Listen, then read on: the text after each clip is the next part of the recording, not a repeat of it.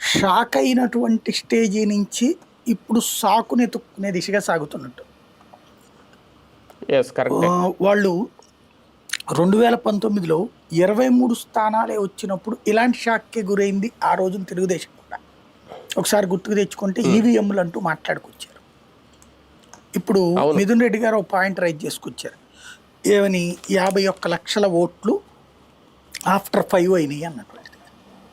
మీరు ఒకసారి గుర్తుకు తెచ్చుకుంటే 2019 ఎన్నికలకు ముందు 19 ఎన్నికలప్పుడు కరెక్ట్గా జలీల్ ఖాన్ పెద్ద రచ్చరచ్చ చేశారు రాత్రిపూట్ల 8ంటికి విజయవాడ భవానీపురం.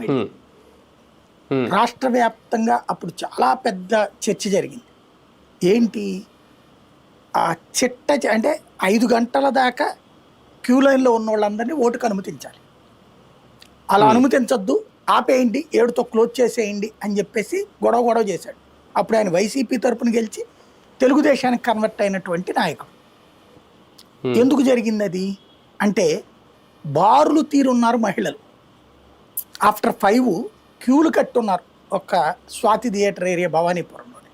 అక్కడే కాకుండా రాష్ట్ర వ్యాప్తంగా అనేక మంది మహిళలు రాత్రిపూట్ల 2:30, 3 తెల్లవారుజాము 4 దాకా ఓట్లేశారు. ఒకసారి గుర్తుకు తెచ్చుకున్నది. అప్పుడు దాన్ని తెలుగుదేశం ఏమని అభివర్ణించింది?